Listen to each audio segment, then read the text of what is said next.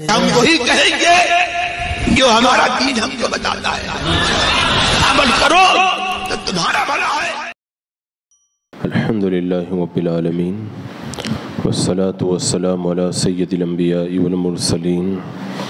اما بعد فاعوذ باللہ من الشیطان الرجیم، بسم اللہ الرحمن الرحیم۔ ان اللہ وملائکتہ یصلون علی النبی یا ایہا الذین آمنوا صلوا علیہ وسلموا تسلیما۔ اللہم صل علی سیدنا و شفیعنا و حبیبنا مولانا محمد وبارک وسلم صلاۃ و سلام علیک یا رسول اللہ صلی اللہ تعالی علیہ وسلم۔ ان الذین هم من خشیت ربهم مشفقون، بے شک وہ جو اپنے رب کے ڈر سے سہمے ہوئے ہیں۔ اس سے پہلے آیتوں میں اللہ تبارک و تعالیٰ نے مشرکین کی مذمت فرمائی تھی، اب ان آیتوں میں اللہ تبارک و تعالیٰ نے اہل ایمان کی 5 صفات، ان کی 5 خوبیوں کو بیان فرمایا۔ ان میں سے پہلی خوبی ایمان والوں کی یہ ہے کہ وہ اپنے رب کے ڈر سے سہمے ہوئے رہتے ہیں، یعنی ہر وقت وہ اللہ تبارک و تعالیٰ کے عتاب اور اس کی ہیبت وغیرہ سے لرزتے کانپتے رہتے ہیں اور ڈرتے اور تھر تھراتے رہتے ہیں، ظاہر میں بھی اور باطن میں بھی۔ اور ان کا یہ عالم ہوتا ہے کہ وہ ڈرتے ہیں کہ کہیں ہم سے اللہ تبارک و تعالیٰ کی کوئی نافرمانی سرزد نہ ہو جائے۔ یہاں پر ایک معنی مفسرین نے یہ بیان کیا کہ جس شخص کے دل میں اپنے رب کا خوف کامل طریقے سے ہوتا ہے، وہ دنیا میں اللہ تبارک و تعالیٰ کے ناراض ہونے سے ڈرتا ہے اور آخرت میں اللہ تبارک و تعالیٰ کے عذاب سے جو ہے وہ ڈرتا رہتا ہے۔ اور جس شخص کا دل ہر وقت اس طرح اللہ کے خوف سے لرزتا رہے، پھر وہ بندہ گناہ نہیں کیا کرتا ہے۔ اور فرمایا کہ مومن کو اللہ تبارک و تعالیٰ 5 طرح کا شعور عطا فرماتا ہے، یعنی مومن جو پرہیزگار ہوتا ہے وہ اپنے شعور ایمانی اور فراست ایقانی سے یہ جان لیتا ہے کہ دنیا کی جو بھی ترقی ہے، مالی خوشحالی ہے، یہ اصل کامیابی نہیں ہے، اصل کامیابی تو آخرت کی کامیابی ہے۔ اور مومن متقی یہ بھی جان لیتا ہے کہ عالم دنیا یہ دارالجزا نہیں ہے، یہ دارالعمل ہے، یہ تو آخرت کی کھیتی ہے، یہاں پہ اللہ نے ہم کو عمل کے لیے بھیجا ہے۔ اور مومن متقی یہ بھی شعور رکھتا ہے کہ اصلی اور ابدی کامیابی صرف حق اور صداقت ہی میں ہے، اگرچہ اس کا نتیجہ جلدی ظاہر نہیں ہوتا ہے، بعد میں ظاہر ہوتا ہے۔ اور مومن متقی یہ بھی جان لیتا ہے کہ بدکار ظالم جو طرح طرح کی نعمتوں سے مالا مال ہو رہے ہیں، یہ چند دنوں کے لیے ان کو نعمتیں دی گئی ہیں، آخر ان کو عذاب کے اندر گرفتار کر دیا جائے گا۔ تو جب ایک بندہ مومن اس قدر شعور رکھتا ہے تو پھر وہ اللہ کے عذاب سے بے خوف کیسے ہو سکتا ہے؟ اسی لیے فرمایا کہ وہ اپنے رب کے عذاب سے سہمے ہوئے رہتے ہیں۔ اس سے یہ پتہ چلا کہ اللہ تبارک و تعالیٰ کا خوف دنیا میں بندوں پر اللہ کا بہت بڑا انعام ہے، اور اللہ تبارک و تعالیٰ یہ اپنا خوف، یہ انعام اپنے نیک بندوں ہی کو عطا فرماتا ہے۔ اس کے بعد میں آگے ارشاد فرمایا والذین هم بآیات ربهم یؤمنون، اور وہ جو اپنے رب کی آیتوں پر ایمان لاتے ہیں۔ یہ مسلمانوں کی، ایمان والوں کی دوسری صفت، یعنی کائنات میں اللہ تبارک و تعالیٰ کے وجود اور اس کی ذات و صفات پر نشانیاں بکھری ہوئی ہیں، ان کو دیکھتے ہیں اور اللہ تبارک و تعالیٰ پر اور اس کی آیتوں پر وہ ایمان لاتے ہیں۔ اور تیسری صفت کیا ہے؟ والذین هم بربهم لا یشرکون، والذین هم بربهم لا یشرکون، اور وہ جو اپنے رب کا شریک نہیں کرتے۔ یہ اہل ایمان کی تیسری صفت ہے۔ اور چوتھی صفت یہ ہے والذین یؤتون ما آتوا وقلوبهم وجلۃ انہم الی ربہم راجعون، اور وہ جو دیتے ہیں جو کچھ دیں اور ان کے دل ڈر رہے ہیں یوں کہ ان کو اپنے رب کی طرف پھرنا ہے۔ اس کے بعد میں آگے ارشاد فرمایا اولئک یسارعون فی الخیرات وہم لہا سابقون، یہ لوگ بھلائیوں میں جلدی کرتے ہیں اور یہی سب سے پہلے انہیں پہنچے، بھلائیوں کو سب سے پہلے یہی پہنچنے والے۔ تو اللہ تبارک و تعالیٰ نے یہاں پر اہل ایمان کی صفت کو بیان فرمایا کہ اللہ کی راہ میں جو بھی دیتے ہیں اور ڈرتے ہوئے دیتے ہیں۔ آپ دیکھیں جو دنیا دار لوگ رہتے ہیں نا، وہ جب اللہ کی راہ میں کچھ دیتے ہیں تو سوچتے ہیں لوگ ہماری تعریف کریں گے اور پھر دل میں مگن ہوتے ہیں کہ ہم نے کچھ کیا، لیکن اللہ کے نیک بندے اللہ کی راہ میں جب کچھ خرچ بھی کرتے ہیں تو ڈرتے ہوئے رہتے ہیں کہ اللہ تبارک و تعالی ہمارا یہ خرچ کرنا قبول فرمائے گا یا رد فرما دے گا۔ ام المومنین حضرت عائشہ صدیقہ رضی اللہ تعالیٰ عنہ بیان کرتی ہیں، میں نے اس آیت کریمہ کے بارے میں اللہ کے رسول علیہ السلام سے پوچھا کہ والذین یؤتون ما آتوا وقلوبہم وجلہ، فرماتی ہیں کہ میں نے پوچھا کہ کیا اس آیت کا مصداق وہ لوگ ہیں جو شراب پیتے ہیں، چوری کرتے ہیں؟ کیونکہ اللہ سے ڈرنے کا یہاں پہ معنی بیان کیا گیا، تو کیا لوگ شراب پیتے ہیں، چوری کرتے ہیں؟ تو اللہ کے رسول علیہ السلام نے فرمایا نہیں اے صدیق کی بیٹی، اس کا مصداق وہ لوگ ہیں جو روزے رکھتے ہیں، نماز پڑھتے ہیں، صدقہ دیتے ہیں، اس کے باوجود بھی وہ اس لیے ڈرتے رہتے ہیں کہ ان کی عبادتیں اللہ کی بارگاہ میں قبول ہوئیں یا قبول نہیں ہوئی۔ تو یہ مومن کی نشانی ہے کہ وہ اللہ کی راہ میں خرچ بھی کرتا ہے تو اس کے باوجود بھی خوف سے لرزتا رہتا ہے کہ اللہ کی بارگاہ میں مجھے ایک دن پیش ہونا ہے، میرے اعمال اللہ کی بارگاہ کے لائق ہیں کہ نہیں ہے۔ سیدنا ابو بکر صدیق رضی اللہ تعالیٰ عنہ نے فرمایا بندے کو اس وقت تک ہیبت جلال سے بے خوف نہیں ہونا چاہیے جب تک کہ جنت میں نہ پہنچ جائے، کیونکہ پتہ نہیں کب اللہ کا کیا فیصلہ ہو، بندہ پتہ نہیں لگا سکتا۔ حضرت عمر فاروق رضی اللہ تعالیٰ عنہ اپنے وصال کے وقت میں رو پڑے۔ کسی نے کہا یا امیر المومنین، آپ تو اللہ تبارک و تعالیٰ کی بارگاہ کے مقبول ہیں، تو آپ تو مراد رسول ہیں، اللہ کے رسول علیہ السلام نے تو آپ کو اللہ کی بارگاہ سے دعا فرما کر کے رب کی بارگاہ سے مانگ کر کے لیا ہے۔ تو سیدنا سرکار فاروق اعظم رضی اللہ تعالیٰ عنہ نے فرمایا عمر کی خطائیں معاف ہو جائیں، حساب کتاب سے چھوٹ جائے تب بھی غنیمت ہے، اور اللہ کا بڑا احسان و کرم ہے۔ یعنی اتنی فضیلتوں کے باوجود بھی موت کے وقت میں ڈر رہے ہیں۔ حضرت مولا علی مشکل کشا شیر خدا رضی اللہ تعالیٰ عنہ جب بھی نماز کے لیے کھڑے ہوتے تو خوف الہی سے آپ کا رنگ زرد ہو جاتا، جسم ڈھیلا پڑ جاتا، اس طرح لرزتے تھے جس طرح سردی کے اندر بندے کو کپکپاہٹ ہوتی ہے۔ کسی نے کہا کہ اے مولا کائنات کیا بات ہے، آپ نماز کے لیے جب کھڑے ہوتے ہیں تو اتنا لرزتے ہیں؟ فرمایا اللہ کی بارگاہ کے اندر کھڑے ہونے کا دھڑکا ہے یہ کہ اب میں اس بارگاہ میں جا رہا ہوں جو ساری کائنات کا پیدا کرنے والا ہے۔ یعنی وہ نیک کام کرتے تو بھی ڈرتے، اور یہاں پر ہمارا یہ حال ہے گناہ کرتے ہیں تب بھی بالکل نہیں ڈرتے ہیں۔ ایک بزرگ نے فرمایا تھا نا کہ نیک بندوں کی پہچان یہ ہے کہ جیسے گنہگار لوگ اپنے گناہوں کو چھپاتے ہیں، نیک لوگ اپنی نیکیوں کو ایسے ہی چھپاتے ہیں، اور گنہگار لوگ جو ہے وہ گناہ کرنے کے بعد بھی جو ہے وہ ڈرتے نہیں ہیں، لیکن نیک لوگ جب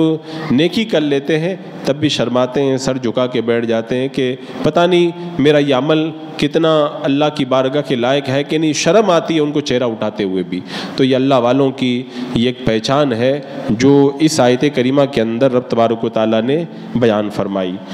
اور پھر اس کے بعد میں جو آگے یہ ارشاد فرمایا کہ یہ لوگ نیکیوں میں جلدی کرتے ہیں، نیکیوں کے اندر یہ لوگ جلدی کرتے ہیں۔ نیکیوں میں جلدی کرنے کا مطلب یہ ہے کہ انہیں یہ فکر دامنگیر رہتی ہے کہ کہیں عبادت کے اندر تاخیر نہ ہو جائے ہم سے، اور عبادت کے اندر وقت کے اندر ادا کرنے میں کوتاہی نہ ہو جائے، اور نیکیوں میں سبقت کرتے ہیں، جلدی سے اس نیکی کو ادا کرنے کی وہ لوگ کوشش کرتے ہیں۔ اور ہونا بھی یہ چاہیے کہ بندہ مومن کو تو نیک کام میں دوڑ کر کے آگے جانا چاہیے،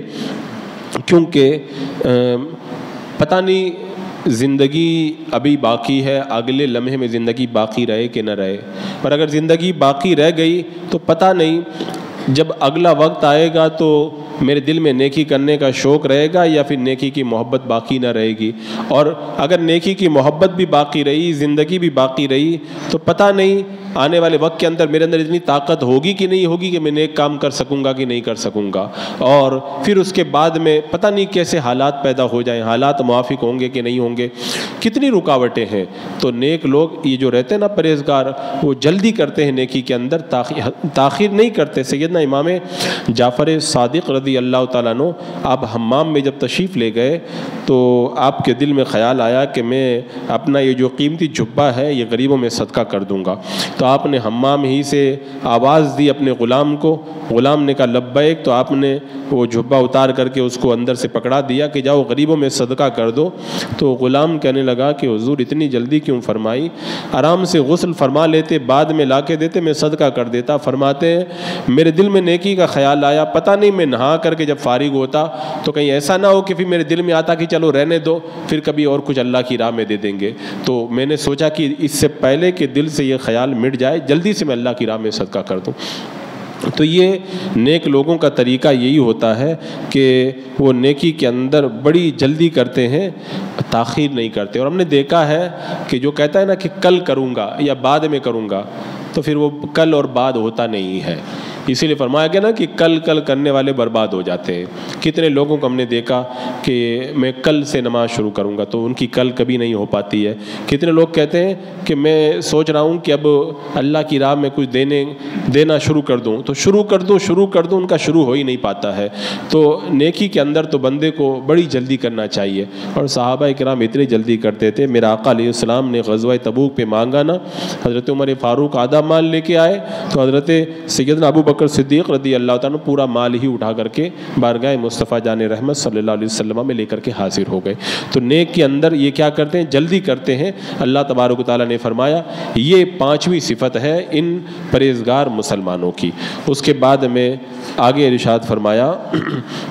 وَلَا نُكَلِّفُ نَفْسًا إِلَّا وُسْعَهَا وَلَدَيْنَا كِتَابٌ يَنْطِقُ بِالْحَقِّ وَهُمْ لَا يُظْلَمُونَ۔ اور ہم کسی جان پر بوجھ نہیں رکھتے مگر اس کی طاقت بھر، اور ہمارے پاس ایک کتاب ہے کہ حق بولتی ہے اور ان پر ظلم نہیں ہوگا۔ اللہ تعالیٰ خود فرما رہا ہے ہم کسی جان پر ظلم نہیں کرتے، یعنی بندے کو اللہ تعالیٰ جس بات کا حکم دیتا ہے اس کی طاقت کے مطابق ہی دیتا ہے۔ اب اس کے باوجود بھی یہ بات سمجھ میں نہیں آتی، جب اللہ تعالیٰ خود ہی فرما رہا ہے کہ بندے کی طاقت سے زیادہ ہم بندے پر بوجھ نہیں لاجتے، نہیں لاتے۔ اللہ تبارک و تعالیٰ کو خود پتہ ہے بندے کے ہاتھوں میں کتنی طاقت ہے، پاؤں میں کتنی طاقت ہے، بندے کی زبان میں کتنی طاقت ہے، اس کی جوانی میں کتنی طاقت ہے، بڑھاپے میں کتنی طاقت ہے، تندرستی میں کتنی طاقت ہے، اور بیماری میں بندے میں کتنی، سب اللہ کو پتہ ہے۔ اور اللہ تعالیٰ نے حکم دیا کہ یہ کرو یہ کرو یہ کرو، تو اس کا مطلب ہے جتنی طاقت تھی اتنا ہی اللہ نے کرنے کا حکم دیا۔ اب اس کے بعد میں بھی اگر کوئی بندہ کہے کہ حضرت مجھ سے یہ نہیں ہو پاتا، نماز میں نہیں پڑھ پاتا، کبھی کہتا ہے کہ حضرت میں یہ کیسے کروں گا، یہ اتنا لمبا تو میں نہیں پڑھ پاؤں گا، تلاوت کے لیے میں کہاں سے ٹائم نکال پاؤں گا، تو اللہ تبارک و تعالیٰ نے طاقت سے زیادہ بوجھ لادا نہیں، اللہ کو سب پتہ ہے۔ اب اس کے باوجود ہی بندہ بہانہ بنا رہا ہے، تو اس کا مطلب ہے کہ طاقت ہے لیکن وہ صرف بہانے سے کام لے رہا ہے۔ اور اللہ تبارک و تعالیٰ نے بڑی آسانی پیدا فرمائی کہ بچپن، بڑھاپے، تندرستی، بیماری، مجبوری، امیری، غریبی، اور مرد اور عورت، ہر طرح کے الگ الگ کے احکام، مسافر ہے تو الگ احکام، اور گھر میں ہے تو الگ احکام، عورت کو حیض آ گیا اس کے احکام الگ ہیں، عورت اگر بڑھاپے کو پہنچ گئی سن ایاس کو اس کے احکام الگ ہیں، اگر جو ہے وہ کنواری لڑکی ہے تو اس کے احکام الگ، وہ شادی شدہ ہو گئی تو پھر اس کے احکام الگ ہیں۔ اور پھر اسی طرح آپ دیکھیں کہ امیری کے اندر جو حکم ہے، جو ہے وہ غریبی میں وہ حکم نہیں دیا جاتا، غریبی کا حکم الگ ہے، امیری کا حکم الگ ہے، کسی پہ حج فرض ہے، کسی پہ زکوٰۃ فرض ہے، کسی پہ یعنی ہر ایک کیٹیگری کے الگ الگ اللہ نے احکام بنائے۔ اس کے باوجود بھی بندہ بہانہ بنائے، طرح طرح کے راستے نکالے، اور پھر نہ جانے کیا کیا کیا اٹھے۔ یہ تو اللہ تبارک و تعالیٰ کی بڑی ناشکری۔ اللہ تعالیٰ خود فرما رہا ہے ہم طاقت سے زیادہ بندے پر بوجھ لاتے ہی نہیں ہے۔ اللہ کو طاقت پتہ ہے تو اتنا جتنا ہونا چاہیے تھا اللہ نے اتنا ہی حکم دیا، مگر بندہ پھر بھی جو ہے وہ ماننے کے لیے تیار نہیں ہوتا۔ اور یہاں پر آگے جو ارشاد فرمایا نا کہ ہمارے پاس ایک کتاب ہے جو حق بولتی ہے، یعنی اللہ تعالیٰ نے فرمایا طاقت سے زیادہ ہم نے بوجھ نہیں لادا ہے، اب بھی اگر تم بہانے بناتے ہو بناؤ، کتنے دن بہانے بناؤ گے؟ ہمارے پاس ایک کتاب ہے جو حق بولتی ہے، تمہارا نامہ اعمال ہے، قیامت کے دن ساری تمہاری خبر دے گا، تمہاری ہر حرکت، تمہارا ہر سکون، تمہارے جسم کا ایک ایک اسٹائل، اور تم جو کچھ بھی شب و روز میں کرتے رہے، بچپن جوانی بڑھاپے میں کرتے رہے، سب وہ کھولا جائے گا، اور پھر بندہ خود کہے گا ما لہذا الکتاب لا یغادر صغیرۃ ولا کبیرہ، یعنی بندہ خود قیامت کے دن جب سب دیکھے گا تو کہے گا کہ اللہ کیسی کتاب ہے، نہ چھوٹی چیز کو اس نے چھوڑا نہ بڑی چیز کو چھوڑا، ہر عمل کو لکھا، ہر جگہ کی بات کو لکھا، ہر وقت کو لکھا، سب کچھ اس کے اندر لکھ کر کے رکھا ہے۔ اور اللہ تعالیٰ نے فرمایا کہ وَهُمْ لَا يُظْلَمُونَ، ظلم نہیں ہوگا۔ اللہ تعالیٰ نے فرمایا ظلم نہیں ہوگا، یعنی اس کا مطلب یہ ہوا کہ ایسا نہیں ہے کہ ان کو جرم کا معنی یہی ہوتا ہے نا بندہ نہ کرے پھر بھی سزا دی جائے، تو ایسا نہیں ہوگا، اور بندہ کوئی نیکی کرے اور ثواب کم دیا جائے یہ بھی ظلم ہے، اللہ تعالیٰ ثواب بھی کم نہیں دے گا، ظلم نہیں کرے گا، اور جرم جتنا ہے اس سے زیادہ اگر سزا دے دی جائے یہ بھی جو ہے وہ ظلم ہے، اللہ تعالیٰ جرم سے زیادہ بھی سزا نہیں دے گا، یا بندے میں کام کی جتنی طاقت ہے اس سے زیادہ بندے کو حکم دے دیا جائے یہ بھی ظلم ہے، اور اللہ تعالیٰ ظلم نہیں کرتا۔ تو 5 وقت کی اللہ نے نماز کا حکم دیا اور بندہ کہتا میں 5 وقت کی نہیں پڑھ پاتا ہوں، تو اس کا مطلب بندہ خود اپنے آپ پر ظلم کر رہا ہے۔ اللہ تبارک و تعالیٰ نے ظلم نہیں کیا، بندہ جتنا کر سکتا تھا اللہ نے اتنا ہی حکم دیا۔ اور اسی طریقے سے یہ ظلم جو ہے وہ کون کرتا ہے؟ جس کو بندوں کی طاقت پتہ نہ ہو، اللہ کو تو طاقت پتہ ہے، یا بندوں کے کیے ہوئے کاموں اور ان کی سزا اور جزا کا علم جس کو نہ ہو، تو اللہ تبارک و تعالیٰ کو تو سارا علم ہے، تو پھر جب سارا علم ہے تو اللہ تبارک و تعالیٰ بندوں پر ظلم نہیں فرماتا ہے، بلکہ بندوں کی طاقت کے مطابق ہی اللہ تبارک و تعالیٰ انہیں حکم دیتا ہے۔ اور اللہ نے تو اتنی آسانی پیدا فرمائی، اتنی آسانی پیدا فرمائی کہ بیمار ہو رمضان کے اندر تو کیسے جو ہے ہمارے لیے آسانی کے سامان پیدا فرمائے۔ آج کل اتنے آرام کے سفر ہیں اے سی وغیرہ کے، پھر بھی کہا کہ تم 4 رکعت پڑھتے تھے اپنے گھر کے اندر، اب تم سفر میں ہو تو تم فرض نماز 2 ہی رکعت تمہارے لیے فرض ہے، اب 2 ہی پر تم اکتفا کرو۔ اتنی آسانیاں اس کے باوجود بھی بندہ بہانے بنائے تو پھر یہ اس کے لیے بہت بڑے افسوس کی بات ہے۔ اللہ تعالیٰ نے فرمایا وَهُمْ لَا يُظْلَمُونَ، ظلم نہیں ہوگا، بندہ جتنا کیا ہے ان سب کے مطابق ہی اللہ تبارک و تعالیٰ قیامت کے دن اس کو سزا اور جزا عطا فرمائے گا۔ تو یہ آیات کریمہ جن میں اہل ایمان کی 5 خوبیوں کو بیان کیا گیا، جو بندے ان 5 خوبیوں کے حامل ہیں قیامت کے دن ان کے وارے نیارے ہیں، اور جو بندے ان اعمال کے اندر پیچھے رہ جاتے ہیں وہ میدان قیامت میں حسرت سے اپنے جو ہے وہ انگلیوں کو کاٹیں گے، کاش ہم نے بھی یہ نیک کام کیے ہوتے تو آج ہمارے بھی مراتب بڑے بلند ہوتے۔ بسم اللہ الرحمن الرحیم، اللہم صلی علی سیدنا و مولانا محمد وبارک وسلم، صلاۃ و سلام علیک یا رسول اللہ، یا اللہ یا رحمان یا رحیم العالمین۔ اپنے محبوبین کے صدقے میں قرآن کے نور سے پرنور فرما دے اللہ، ہمیں عمل کی توفیق عطا فرما، ہر گناہ ہر برائی سے محفوظ و معمون فرما اللہ، نیکیوں کی توفیق عطا فرما، ایمان پہ زندگی ایمانی پر خاتمہ نصیب فرما۔ ربنا تقبل منا انک انت السمیع العلیم وتب علینا انک انت التواب الرحیم، ان اللہ وملائکتہ یصلون علی النبی یا ایہا الذین آمنوا صلوا علیہ وسلموا تسلیما۔ اللہم صلی علی سیدنا و شفیعنا و حبیبنا مولانا محمد وبارک وسلم، صلاۃ و سلام علیک یا رسول اللہ، سبحان ربک رب العزۃ عما یصفون وسلام علی المرسلین والحمد للہ۔